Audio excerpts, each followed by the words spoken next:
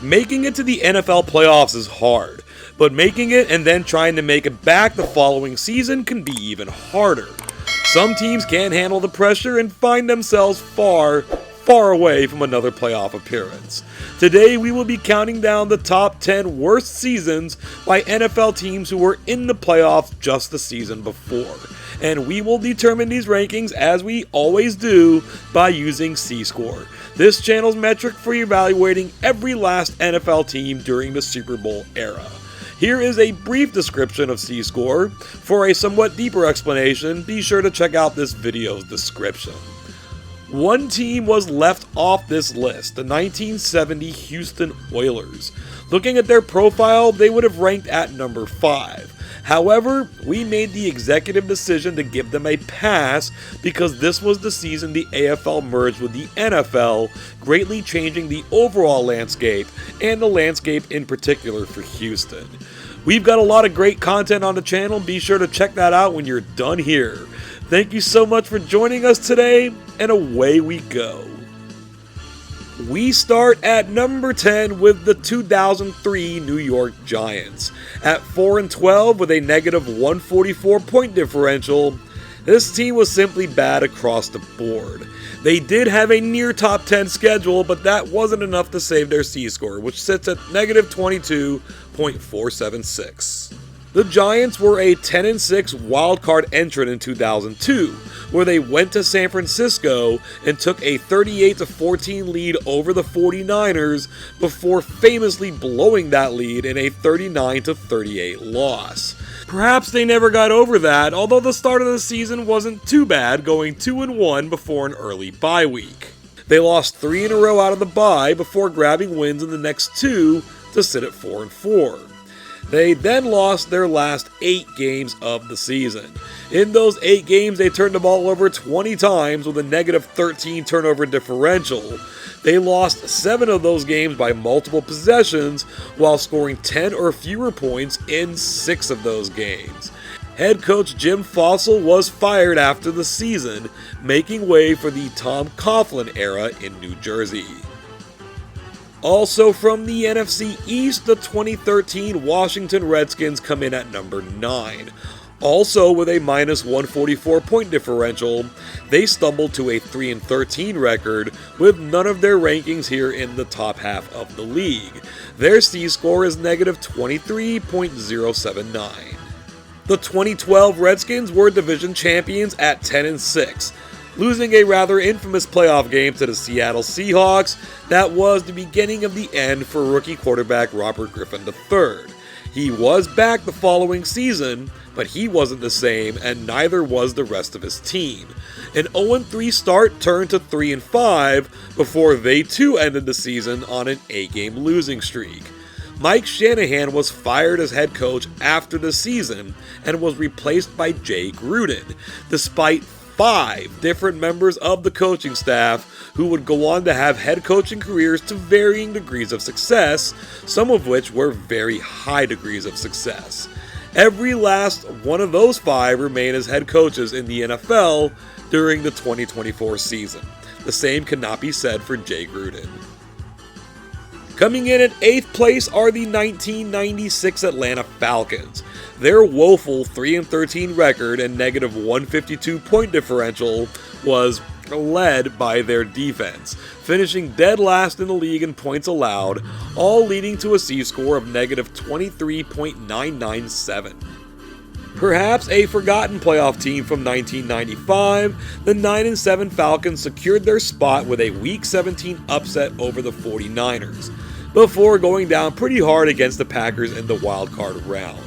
Unlike the teams before them in this countdown, the Falcons opened the season with an 0-8 record, before sputtering along to a 3-5 finish. It's pretty simple. Their 3 best defensive performances in points allowed resulted in 3 wins, and every other game was a loss. They gave up at least 30.7 times, at least 40 twice, and a 59-point disaster class the week after winning their first game. June Jones was out as head coach after the season, which paved the way for the hiring of Dan Reeves. It just wouldn't be a C-score list without an appearance from the Colts. This one at number 7 from 1978. The Baltimore Colts went 5-11, but were either last or second to last in points scored and allowed, reflected in their minus 182 point differential and their C-score of negative 24.036. 1977 was actually Baltimore's third consecutive playoff appearance, all resulting in one-and-dones. At 10-4, they were division champions, but lost a double overtime home game to the Oakland Raiders. Despite never holding a winning record at any point during 1978, they were holding mostly steady at 5-6 before a 5-game losing streak to end the season, during which they were outscored by nearly 16 points per game. Their 1-8 record in games decided by multiple possessions was better evidence of this team's quality than their 4-3 record in one-score games. Head coach Ted Marchibroda survived the season given the 3 prior playoff appearances, but was fired after 1979 in favor of Mike McCormick. At number 6 is a potentially controversial or at least debatable inclusion, the 1983 Tampa Bay Buccaneers. Not debatable is this team's performance, which was bad. 2-14, minus 139 point differential, an underwhelming strength of schedule, and a C-score of negative 24.151. The debate derives from Tampa's appearance in the 1982 playoffs, a 9-game season that allowed 8 out of 14 teams from each conference to qualify. They were one of those teams at 5-4, taking the NFC's 7th seed and losing in the first round to the Dallas Cowboys. Regardless, by definition, they were a playoff team, so here they are. As far as 2-14 teams go, though, it could have been a lot worse, with Tampa losing 9 games by a single possession, including an 0-3 record in overtime games, mostly due to a poor kicking game. Original head coach John McKay had more than enough built-in goodwill to stay on board, but wound up announcing his resignation during the 1984 season, effective at the end of that season. The Bucs would not see another winning record until 1997. Moving on to number 5, we have the 1991 Cincinnati Bengals. Things fell apart quickly for this very recent contender, going 3-13 and being outscored by 172 points. Their strength of schedule helped some, but not enough to rescue this C-score of negative 24.393.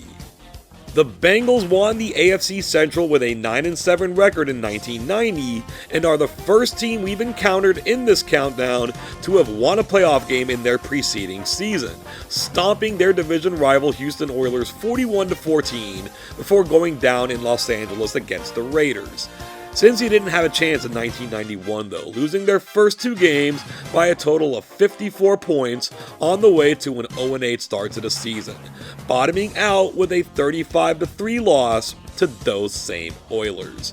Their offensive ranking fell to its worst spot in 11 seasons, while their defensive ranking fell to its worst spot in 12 seasons. Head coach Sam Wyche was shown the door after the season in favor of Dave Shula. Like the Bucs before them, a lot of losing followed, and the Bengals would not see another winning record until 2005. At number 4 is the NFL team who took the biggest one-year nosedive in the entire Super Bowl era, the 1999 San Francisco 49ers. They were 4-12, they were outscored by 158 points, and they're bottom 10 here in every category listed, including their C-score, which sits at negative 27.795. Even with a 12-4 record, the 49ers had to settle for a wildcard spot in the 1998 playoffs, where like the Bengals before them, they too won a game in dramatic fashion over the Green Bay Packers, before losing the following week in Atlanta. Despite a Week 1 blowout loss to start the 99 season, the Niners were sitting at 3-1 before it all started to go awry. And it was rapid, spending most of the rest of the season getting crushed on their way to a 1-11 finish.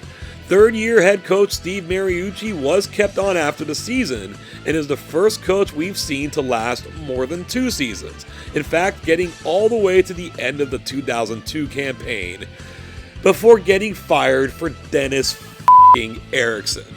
We hired Dennis Erickson. Well, maybe it wouldn't be a C-score list without 2 appearances from the Colts. This one at number 3 from 2011. Now firmly entrenched in Indianapolis, the Colts fell hard to a 2-14 record, dreadful numbers across the board, and a C-score of negative 28.873. The 2010 Indianapolis Colts weren't quite as good as they had been in past seasons, but they still went 10-6 and won the AFC South. They did, however, suffer a 1-point loss to the New York Jets in the playoffs. The 2011 Colts season is fairly well documented. Peyton Manning didn't play all year, and they started 0-13 before scrounging out a meager 2-14 record. All too often, quarterbacks are given undue credit for team success when in reality, great teams make quarterbacks well more often than great quarterbacks make teams. Peyton Manning was certainly an exception to that rule. Head coach Jim Caldwell didn't survive into 2012, being replaced in the proverbial big chair by Chuck Pagano. We back up 1 season to find our number 2 team, the 2010 Arizona Cardinals. Don't let that 5-11 record fool you. The Cardinals played in the single worst division since the merger. They were terrible across the board in all categories, reflected in their C-score of negative 29.282. As reigning NFC champions in 2009, the Cardinals finished 10-6 and once again won the NFC West. They defeated the Green Bay Packers in the wild card round in the highest scoring playoff game in NFL history before succumbing to the eventual Super Bowl champion New Orleans Saints. They didn't have a whole lot to offer in 2010, other than a 7-game losing streak in the middle of the season. This against the league's second easiest schedule. Not only did they play in the worst division the NFL has probably ever seen, they finished last in that division. 2 seasons removed from a near Super Bowl win, head coach Ken Whisenhunt got to keep his job through the 2012 season, when he got the boot for Mr. Biscuit himself, Bruce Arians. But the NFL's worst team coming off a playoff appearance, and by a long shot, is the 1990 Cleveland Browns. 3-13 is bad enough, but that negative 234-point differential is borderline criminal. Second to last in scoring, last in defensive scoring, and a lowly C-score of negative 33.14. Not every team on this list went one and done in the playoffs in their preceding season, but none made it as far as this Browns team did. For the 3rd time in 4 seasons, at 9-6-1 and as AFC Central champions, they were in the AFC Championship game. After beating the Buffalo Bills, they faced off with their nemesis, the Denver Broncos, and they took a loss for the 3rd time. That season was fool's gold, and the wrapping came off in 1990. Head coach Bud Carson didn't even make it through the season, getting fired just more than halfway through with a 2-7 record. Jim Schaffner took over and only managed a 1-6 record, so they brought in a new head coach for 1991, Bill Belichick. Surely not even the Browns could mess this up, right? Right? The top 10 as a whole shows us a C-score gap of less than 2 points between 10th and 5th place. The gap between the 96 Falcons and the 78 Colts was especially close at less than 4/100ths of a point. We start getting some separation from here, but there is no bigger gap between 2 spots on this list as exists between the 2nd place Cardinals and the 1st place Browns. Sometimes when these teams want to be bad, they really want to be bad. No team here is coming off a Super Bowl appearance, and only the Browns were coming off a conference championship game appearance. Not so surprisingly, given the roller coaster that is their history, the Colts are the only franchise to appear here more than once. The 10th place Giants are the only team here to win a Super Bowl within 18 years of their respective season. And they just went and won 2 in an 8-year period. The NFL appears to be as well understood as quantum field theory, or maybe something else that sounds really smart. Thank you so much for making it to this point in the video. For being such a trooper, you should reward yourself by hitting that like button. Don't be shy about sharing the video, and if you haven't already, please subscribe to the channel and ding that bell so as not to miss out on all future videos. So let me know what you think about all of this. Are the 1990 Browns a worthy selection at number 1? Was there a team I missed? A team on this list that shouldn't have been? Was it wrong to give the 1970 Oilers a pass? Was it wrong not to give a pass to the 1983 Buccaneers? Sound off on these topics or anything else you may have on your mind down in the comments section below. Check out some of our other videos that you may have missed, and be sure to catch our in-season C-Score Power Rankings video that drops every Tuesday. Thank you so much for sharing your time with us today, and until next time, I hope you have an awesome day.